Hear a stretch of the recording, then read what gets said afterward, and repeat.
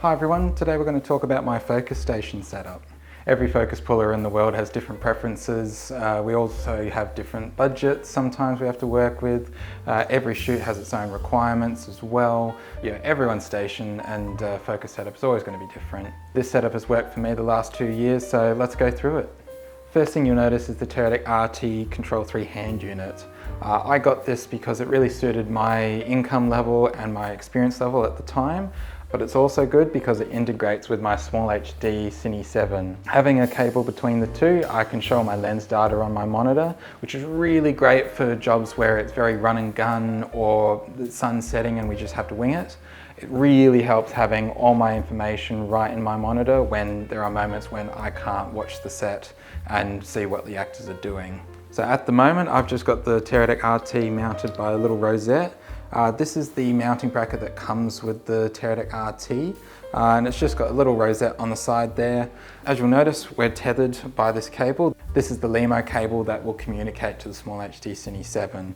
This just comes off really easily, so if I ever have to take just the hand unit, I can easily unplug it, and then when I come back to my station, I can just put it back on there. Now, I definitely wish it had a quick release on the rosette, but everything I've looked at online and I've purchased, I really couldn't find any solution that worked. So, it's 2-3 twists of the rosette screw, but that's still not too bad.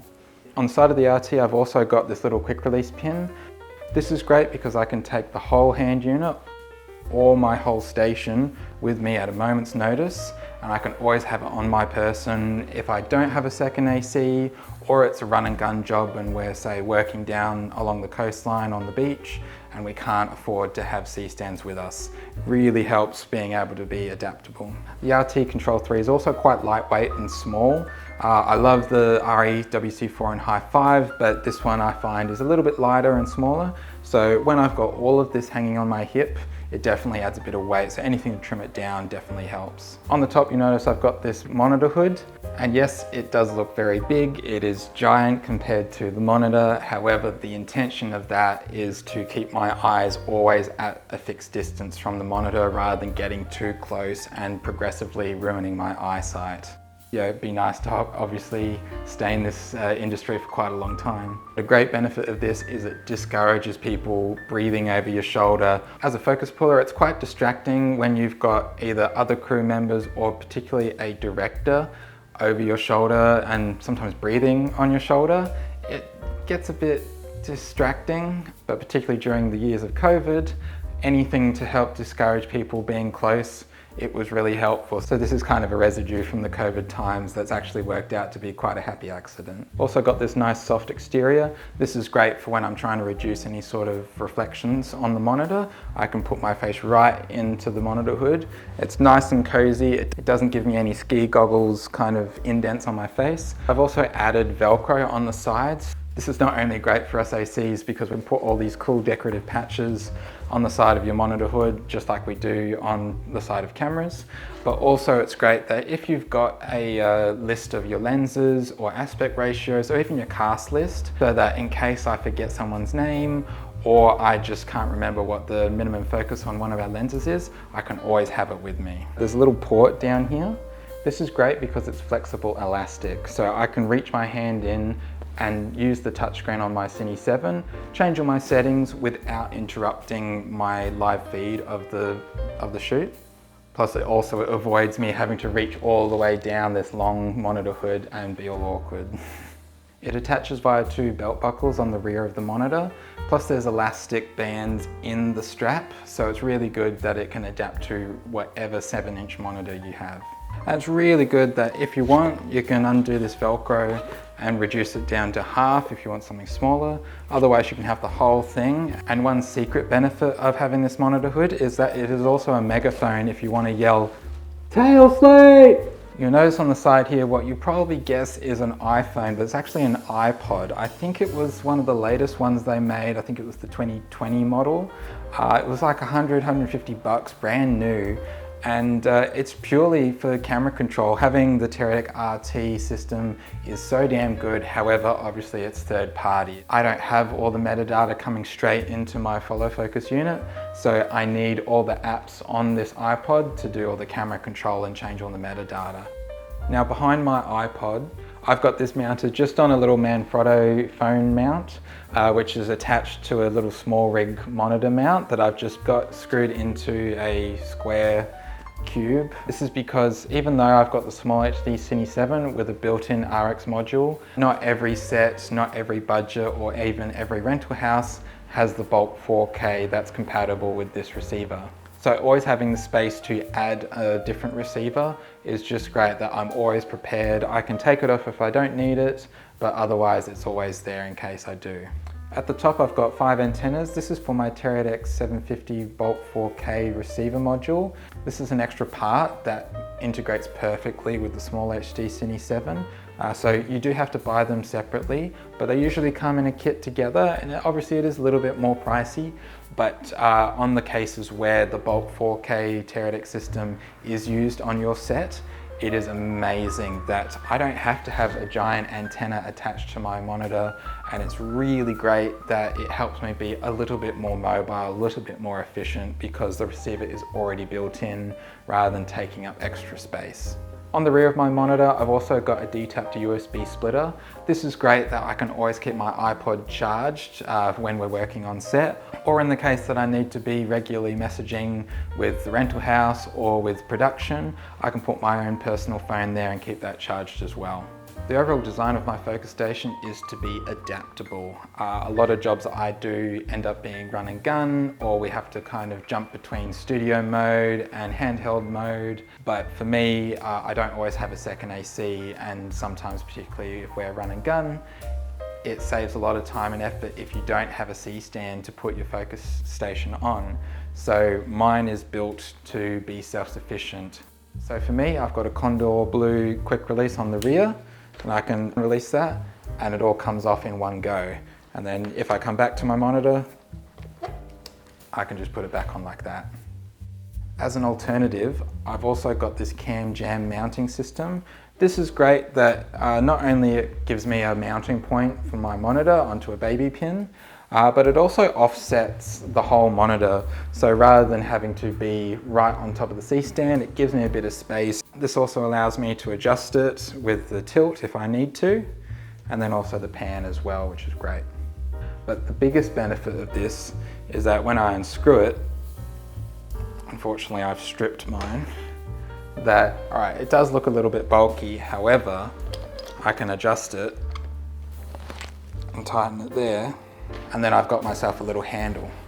This is great in the moments where we're run and gun. Every AC has ended up doing this setup where you have to walk and focus pull and take your monitor with you. It ends up adding a lot of weight onto one arm. So this just allows the weight of your focus station to be spread a bit more evenly and to put a little bit more of the weight onto your forearm. And it just means that your bicep doesn't get as sore. And then it's great that when I'm finished, I can either put the whole thing on my hip, or I can just release it and then put it back on the C-stand, which is pretty neat. The basis of this focus station setup is the Teradek RT monitor mount. This is what came in the kit when I purchased the Teradek RT Control 3. So it's got the rosette mount for my Control 3 hand unit. It's also got a 3/8 screw on the side with RA locking pins. It's got a screwed in 15mm rod. I've got both my monitor and then the CamJam attached via rod clamps. Neither of them have come loose over the years. If I take the Control 3 away, you'll see I've got an Upgrade Innovations SmallHD to 15mm mount. There was a clamp that came with the Teradek monitor mounting system, but I found at its tightest setting, it just wasn't holding it enough. There was still a little bit of play that the monitor would eventually tilt back or tilt forward. So I purchased this and it has been amazing. Not only it has locking pins so the monitor can't pivot and wobble, it also is tight as hell. It has been so damn reliable. And even when I've got the Control 3 hand unit on, I can still adjust the tilt of the monitor if I wanted, but usually I have the monitor and the Control 3 mounted perfectly that I do all my tilt adjustments on the CamJam system. To connect the Teradek monitor mount system to my CamJam setup, I've got a little bright tangerine 15mm clamp, and then on the other end, I've got a 3/8 screw with locking pins. This is so damn good because everything stays square regardless of any sort of weight distribution. Behind that, I've got a Ratworks cube with 3/8 screws and then RE locking pin holes as well, which helps the bright tangerine stay locked in place, but also gives me a bit of an opportunity if I want to mount any external receivers or any sort of magic arms onto my system. I've always got a mounting spot there. With the Ratworks cube, it's also got one 3/8 screw and locking pin at one end. This is then screwed into a male Condor Blue quick release, which on the female side of the quick release has a RE locking pin base, which is then attached to a wooden camera 15mm clamp to 3/8 female screw. This is a lot of weight hanging on everything attached in sync. But again, I've used this setup for 2 years and the only thing that's come loose is the Ratworks screw that now and then I just adjust, and that's purely from vibrations from moving my stand over cobblestone or being in a vehicle. So all that weight is just attached to a 15mm rod on the CamJam setup. I ended up switching out the 15mm rod that came with the CamJam system just because I wanted something a little bit shorter. Now on the rear, we've got the antennas up the top, which is pretty great.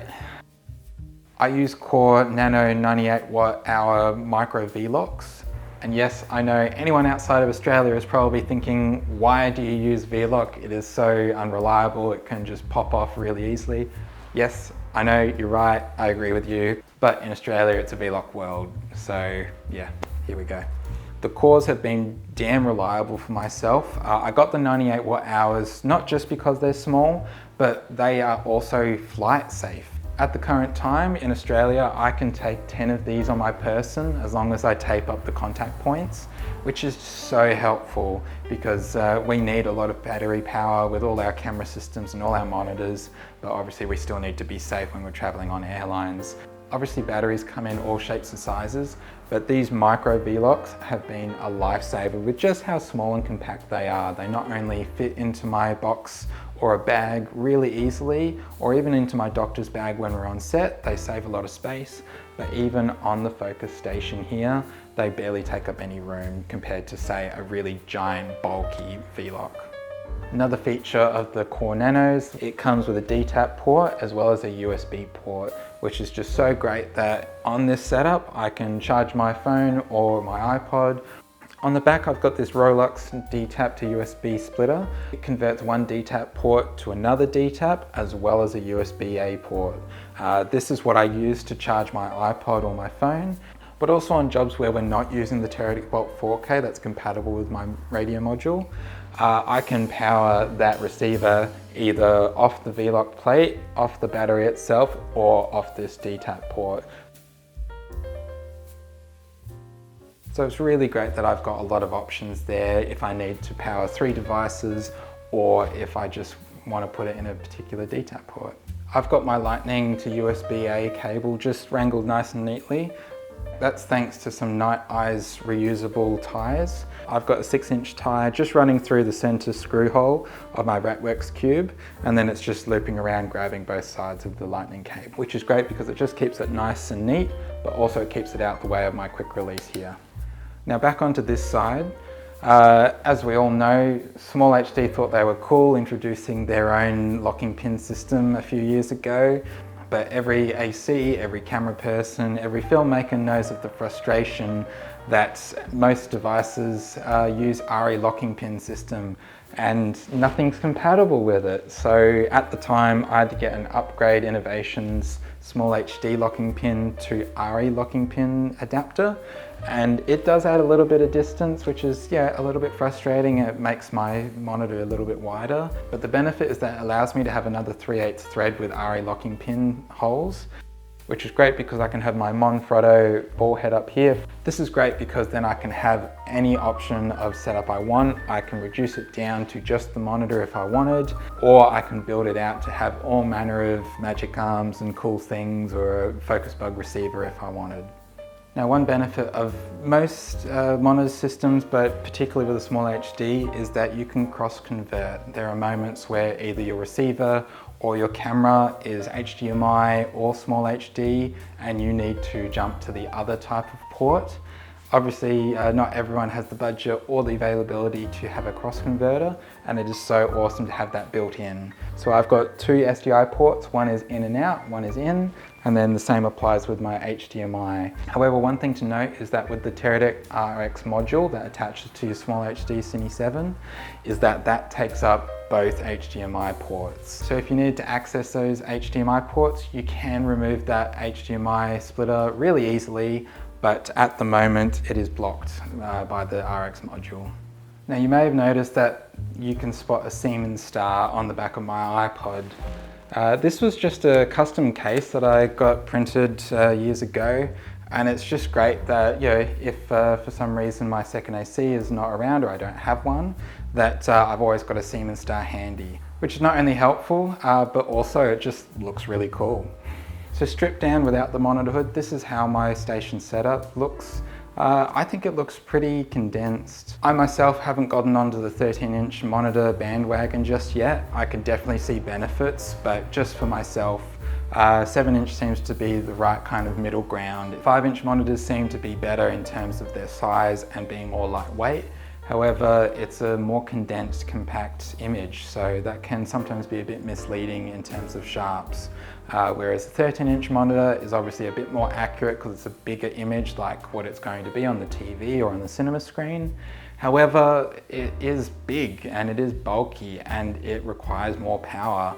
And being bigger encourages more people to look over your shoulder, which personally I really don't want. So the 7-inch seems to be kind of the right middle ground, and that it works for me. It may not work for you. In the last 2 years, I've also gotten into this Matthews Monitor Stand Mark II. It is very pricey, unfortunately. It has been damn good that the height capabilities of this stand is really good for most heights. For the last 2 years, I've been working around Australia a lot. And you know, not every house, not every apartment has the same amount of floor space. C-stands are great and they're so reliable. I've always got a baby C-stand in my van. I favour the Matthews monitor stand most of the time purely because of the way it can adjust its footprint. It's got caster wheels, which is great for most surfaces that we're working on, particularly if you're in a studio, and they also lock as well. Also got a lazy leg built in, which is just so great that I can reduce my footprint of my monitor so that it reduces a tripping hazard for safety concerns of my other crew members. So overall, I think it's pretty damn great. Obviously everyone's got their different setups and different preferences, but for me this has worked out really well. For me, what I could improve on this is the mounting system. I've got a rod clamp to a screw to a quick release to another screw to another screw to a 15mm clamp. And you know, that's a big reliance on nothing rotating, nothing coming loose when one thing is linked to another. And when there's vibration or there's just regular use, I can see that coming loose. I've only had one of those clamps regularly come loose when there's vibrations, but yeah, that's a quick, simple little adjustment, tighten it up really easily. So that's really not too big of a deal.